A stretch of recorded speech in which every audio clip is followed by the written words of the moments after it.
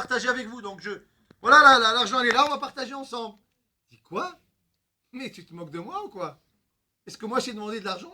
J'avais besoin de cette femme. Et toi tu l'as laissée partir comme ça.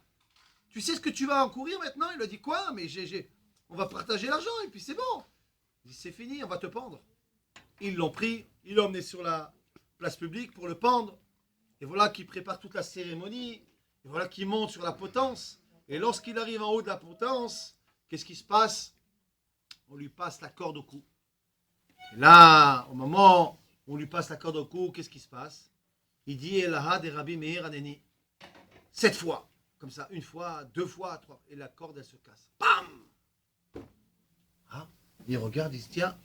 Bon, c'est rien, c'est une coïncidence. Il repasse une 2e corde et bam! 3e corde, bam!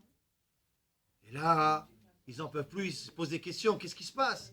Ils lui demandent, ils lui disent qu'est-ce que tu fais? Qu'est-ce que tu fais? Tu fais de la sorcellerie, de la magie? Qu'est-ce que tu fais?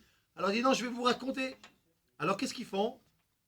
Ils lui enlèvent, ils le font descendre de la potence. Ils lui disent bon, ben raconte-nous alors, qu'est-ce qui se passe? Et il raconte toute l'histoire. Voilà, ce rabbin est arrivé et il m'a dit comme ça, il m'a montré que lorsque les chiens vont lui sauter dessus, qu'il va falloir dire 7 fois, et là, des Rabbi Meir Aneni. Et effectivement, les chiens ont fait des bons en arrière. Eh ben, il m'a dit, toi aussi, c'est la même chose. Lorsque on voudra attenter à ta vie, tu diras exactement la même chose et tu verras que rien ne pourra t'arriver. Et c'est ce qui s'est passé. Quand ils ont vu ça, ils ont compris qu'en réalité que ce rabbin, c'était pas n'importe qui. Ils ont relâché l'homme, le soldat en question. Voilà une des péripéties de Rabbi Meir. Elles sont nombreuses, on va encore en raconter une. On sait que Rabbi Meir, il aimait son peuple, il aimait le peuple d'Israël. Mais il y avait une chose qu'il ne supportait pas, c'était malheureusement la souffrance de voir qu'un juif il soit Mechalel Shabbat. Il en souffrait terriblement. Il ne pouvait pas accepter qu'un juif aujourd'hui, et surtout dans leur temps à eux, que comme on sait que c'était une époque où il n'y avait pas, on va dire, un coin de rue, un tzaddik, un gadol ador, il n'y avait pas quelqu'un qui était versé dans la Torah, dans le Talmud. Et donc il en souffrait terriblement. Et voilà qu'un jour, Shabbat, il arrive, il voit 2 petits jeunes qui sont là, en train de réparer un carrosse, une sorte de voiture de l'époque. Et donc il les regarde, il leur dit, mais ne savez-vous pas qu'aujourd'hui c'est Shabbat? Eux, il dit, mais bien sûr qu'on sait que c'est Shabbat. Et d'Afka, parce qu'on sait que c'est Shabbat, c'est pour ça qu'on a décidé de réparer la voiture aujourd'hui. Qu'est-ce qu'il fait? Il est enragé, Rabbi Meir. Qu'est-ce qu'il fait? Il monte chez lui. Et lorsqu'il arrive chez lui, sa femme l'accueille. C'était Shabbat. Et elle aurait dit, qu'est-ce que t'as, Rabbi Meir? Il dit, non, je suis énervé. Il y a ces 2 Réchaïm, là, ces 2 mécréants qui sont en bas et qui sont en train de profaner Shabbat, mais Farasia, d'une manière complètement ouverte. Ils n'ont aucune honte quand je leur ai posé la question. Alors de la même façon, puisqu'ils n'ont pas honte, ils ne finiront pas l'année. Cette année, ils vont partir. Alors Broya, elle le regarde, elle le fixe, elle lui dit, quoi? C'est toi qu'on appelle Rabbi Meir, le grand Rabbi Meir, Rabbi Meir Balanès. Comment toi, aujourd'hui, tu peux décréter sur 2 juifs qui vont quitter ce monde, Chas Shalom? Comment est-ce possible? Alors il dit, mais tu vois pas, ils font exprès de nous titiller comme ça tous les Shabbats, de se mettre en bas de la maison. Ils n'ont aucun respect. Écoute, prends sur toi qu'au lieu qu'ils vont quitter cette année, tu vas faire un Teilim tous les jours pour eux. Que Bezrat Hashem, ils vont revenir à la raison, ils vont faire Shabbat.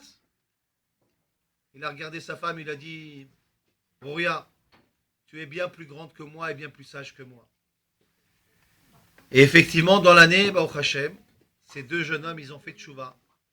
Ils ont commencé à faire Shabbat. Et ce sont devenus, on va dire, les 2 plus grands élèves de Rabbi Meir Balanès.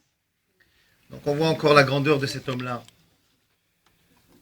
Souvent, dans la Mishnah, lorsque on ne trouve pas l'auteur d'une Mishnah, on sait très bien que l'auteur c'est Rabbi Meir Balanès. La grande question, elle est, pourquoi alors si l'auteur c'est Rabbi Meir Balanès, pourquoi d'une manière générale on ne tranche pas comme, on va dire, la Mishnah, comme Rabbi Meir? On sait que Rabbi Meir il est pratiquement partout. Que lui c'était un tiers du Talmud, un tiers de la Haggadah, un tiers aussi du Sod. Donc ça veut dire que C'est quelqu'un qui était versé toute sa vie, c'était la Torah. On dit que sur lui, Rabbi Meir, il ne quittait jamais la Beth Knesset. Pas comme nous. Nous, Baruch Hashem, on est très peu dans le Beth Knesset. On est à peine 0,00001 dans le Beth Knesset. Lui, c'était l'inverse. Comment un grand, un gadol comme ça, comment on pouvait ne pas justement trancher la halakha, trancher la loi juive comme lui? Comment est-ce possible? Une des raisons qu'on donne est la suivante. C'est que Rabbi Meir Balanes, il était capable de démonter toute la Torah. Mais comment il pouvait la démonter? Il était capable de prendre, chas v'shalom, un morceau de chazir et de dire, d'après la loi juive, que ce morceau de chazir-là est kasher. Comme de la même façon, ce petit bretzel-là, qui apparemment est kasher, il était capable de démontrer, d'après la Torah, qu'il n'est pas kasher. Mais si ça s'arrêtait là, on aurait pu dire, bon, ben on fait comme Rabbi Meir. Le problème, il est qu'en réalité, il était capable après, encore une fois, de démontrer qu'il était kasher. Donc c'était ça la problématique. C'est que toi, Rabbi Meir, t'es tellement haut, t'es dans un niveau en réalité. Vous allez sortir vos fusils quand je vais dire ça, mais c'est pas grave. Vivez déjà la Géoula. Il était déjà dans un inyan, en réalité, qu'on appelle dans la Chassidut Nosea Fachim. Où là, on peut réunir les deux contraires, en réalité. Une chose qui nous paraît pas cachère, elle peut être cachère. Une chose qui peut nous paraître aussi cachère ou pas cachère, dans les deux sens, en réalité. Il était capable d'élever la matière à un niveau véritablement essentiel. C'est-à-dire dans la source même de la chose, où on pouvait attraper la Nekuda à ce point qui s'appelle Chelek Eloka.